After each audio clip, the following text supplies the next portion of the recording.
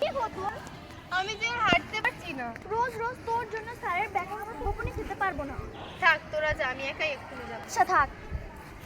Ice cream চাই। Ice cream কি হলো? আর তুমি এখানে বসে আছো, স্কুলে যাবে না? না। স্কুল ফাঁকি দেওয়া কিন্তু খুব খারাপ। আমি যদি স্কুলে যেতাম তাহলে আর আমার এই আইসক্রিম ফেরি করতে হতো না। যাই আমি। ভাই শোনো, তুমি কোন দিকে যাচ্ছ?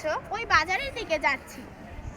আজ স্কুলের দিকে যাবে না? আইসক্রিম খাবো টিফিন পিরিয়ডের সময়। যখন ক্লাস চলে তখন তো আর আইসক্রিম বিক্রি হয় না, আমার বাজারের সময় পেরিয়ে যায়। যাই চাই আইসক্রিম। হাওয়াই মিঠা, হাওয়াই মিঠা। ডাকছো কেন? এভাবে ডাকলে যে আমার হাওয়াই মিঠা শূন্য মিলিয়ে যাবে। কেন, তোমার হাওয়াই মিঠাই কি মেঘ যে জমেছে আর শূন্যে মিলিয়ে যাচ্ছে? হ্যাঁ, মেঘের চাই তো অনেক হালকা, তাই তো মিলিয়ে যায়। যাই চাই হাওয়াই মিঠাই চলে যায়। এখন আমার কি হবে? বাড়ি গেলে বাবা বলবেন স্কুলে না যাওয়ার বাহানা, আবার স্কুলে গেলে স্যার বলবেন যে দাঁড়িয়ে থাকো। আমি তো দাঁড়াতেও পারবো না। কি করব এখন আমি?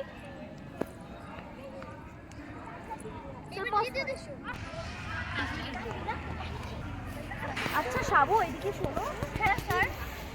আজকে আরজুকে দেখছি না, কি হয়েছে ওর? স্যার ও মাঝ পথে এসে বললো যে তোরা যা, আমি আর হাঁটতে পারছি না। কিন্তু কেন করে ও এমন? এমনি এমনিই করে।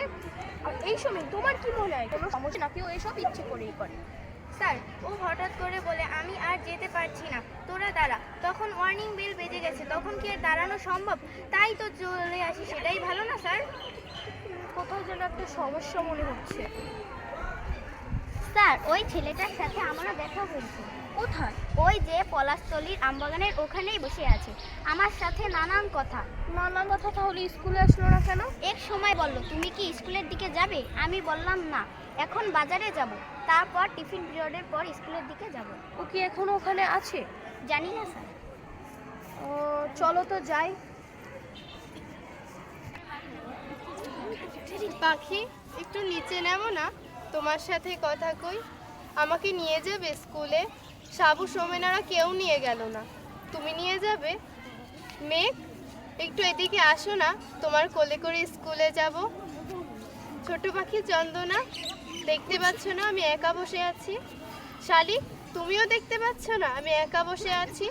আমার কষ্টে বুক ফেটে যাচ্ছে, কেউ আমার সাথে কথা বলে না, শালিকও আমার সাথে কথা বলে না।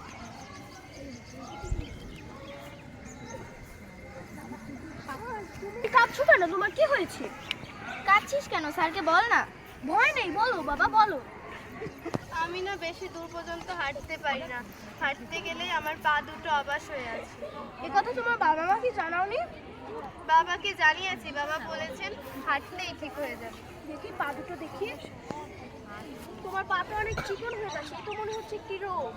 মা তো জানে, বোঝে, কিন্তু শুধু কাঁদে। আচ্ছা তোমরা কি আগে কখনো এটা তো খেয়াল করনি? না স্যার। তোমরা ওর বন্ধু না? জি স্যার। তোমাদের যদি এরকম হতো, আমরা যদি খেয়াল করতাম তাহলে ওকে এইভাবে ধরে জাগিয়ে নিয়ে যেতাম। আচ্ছা তুমি বলো, এখন তুমি কোথায় যাবে, স্কুলে নাকি বাড়ি? স্কুলে। আচ্ছা চলো।